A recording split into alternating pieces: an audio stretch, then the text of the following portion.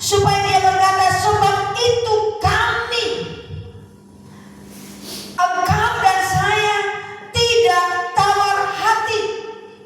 Saudara, bicara tentang hati itu tidaklah mudah. Amin. Kenapa demikian, saudara? Rasul Paulus mengingatkan tentang persoalan tidak tawar hati. Karena memang kenyataannya bahwa hari-hari ini ada banyak orang menjadi hatinya mulai menjadi tawar, bahkan sudah kehilangan kasih Tuhan, kehilangan kasih kepada sesama. Kelihatannya kita baik-baik saja, tapi sesungguhnya kita sedang kehilangan kasih Tuhan. Saudara, jangan bicara tentang orang dunia, orang yang tidak mengenal Tuhan, yang tidak punya kasih. Saya mau katakan bahwa hari-hari ini juga ada banyak anak-anak Tuhan, ada banyak hamba-hamba Tuhan, ada banyak orang-orang yang masuk dalam gereja, banyak yang kehilangan kasih Tuhan. Kasih Tuhan lewat siapa? Lewat orang-orang sekeliling kita. Kita mulai tawar hati. Makanya Rasul Paulus, sebab itu kami tidak tawar hati.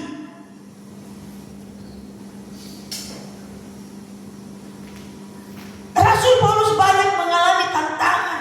Rasul Paulus banyak mengalami persoalan. Dan bahkan Rasul Paulus banyak mengalami hinaan, cercaan, saudara, intimidasi. Makanya dia bilang, meskipun manusia lahiriah kami semakin merosot, namun manusia batinnya kami dibaharui dari hari ke hari. Bicara tentang pembaharuan itu bermula dari hati, saudara. Orang tidak mungkin dibaharui hidupnya, orang tidak mungkin dijamah, orang tidak mungkin bisa berubah kalau hatinya tidak dijamah duluan. Jadi yang membuat orang berubah adalah kalau hatinya diubahkan, hatinya dijamah oleh Roh Kudus, hatinya mau diberikan untuk sepenuhnya, untuk dibentuk, untuk dibaharui oleh Tuhan.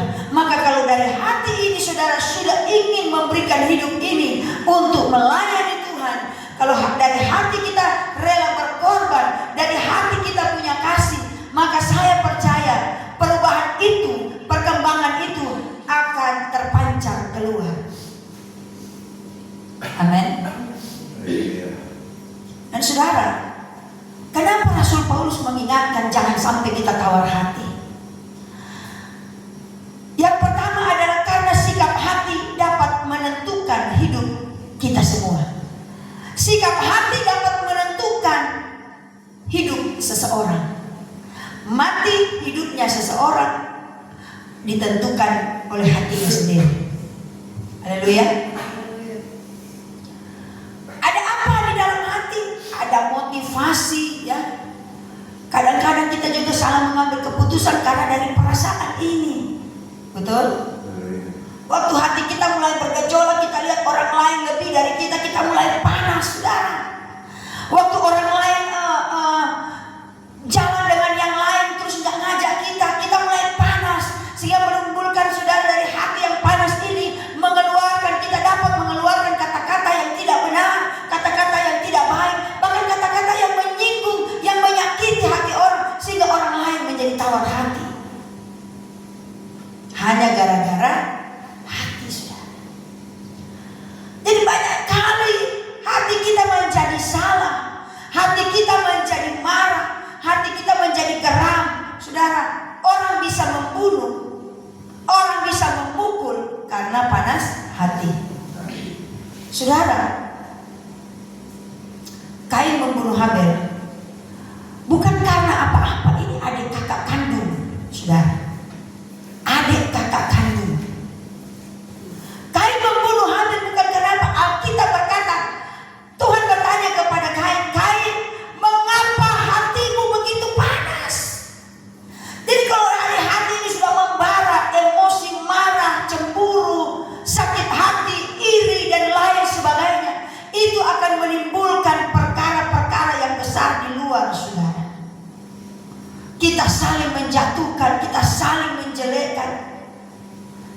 mau kalah dari orang lain. Kita merasa diri kita lebih hebat dari orang lain. Makanya hati kita mulai panas. Sehingga kita dapat melakukan hal-hal yang menentukan perjalanan ke depan. Yang tadinya baik-baik saja menjadi tidak baik. Saudara, mulai lagi kita hanya karena perkara kita tidak. Hati kita menjadi tawar hati, saudara. Hati menjadi tawar, berkurang kasihnya, itu tawar. Ya kan?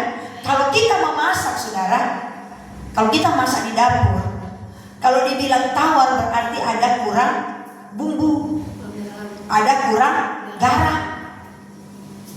Demikian dengan hati kita. Hati kita menjadi tawar berarti kita sudah kekurangan kasih Tuhan. Kita kekurangan kasih terhadap sesama. Bukan karena perkara kita tidak mengerti firman, bukan perkara karena kita tidak tahu firman. Kita tahu firman, tapi kadang-kadang kita tidak bisa memblokir perasaan hati ini yang mulai panas.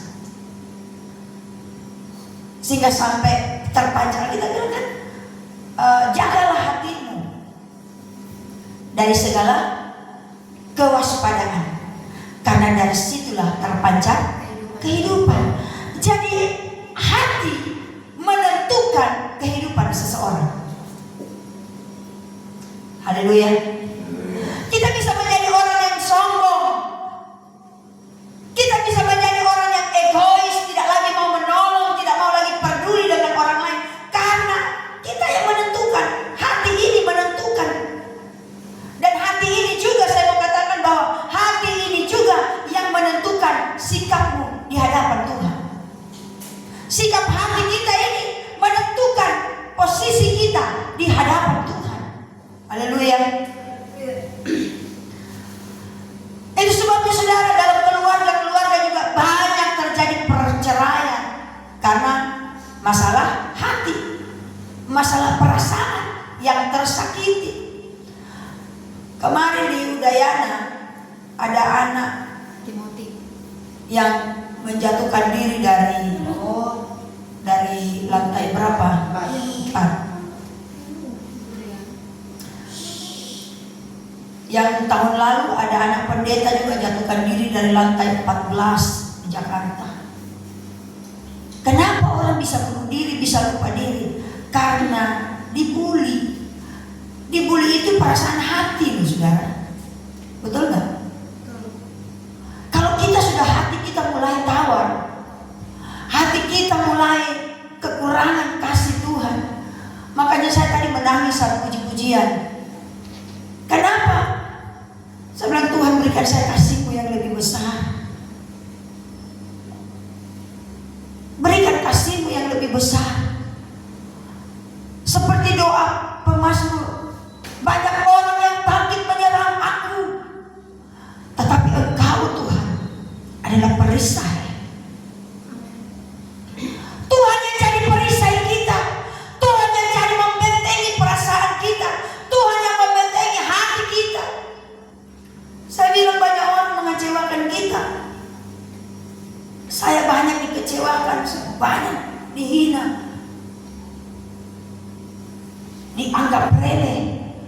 Tetapi saya cuma bilang, hanya kasih Tuhan yang bisa mengubahkan orang-orang. Hanya kasih Tuhanlah yang bisa mengubahkan kita bisa mengasihi orang lain. Hanya kasih Tuhan yang bisa mengubah orang. Amin.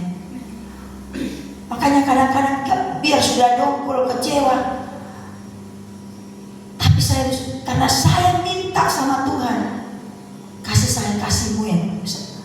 Saya punya hati seluruh samudra, Tuhan. Kasih saya hati seluruh samudra. Dan ternyata jawabannya bukan hati saya jadi besar, tidak. Semakin hari semakin Tuhan izinkan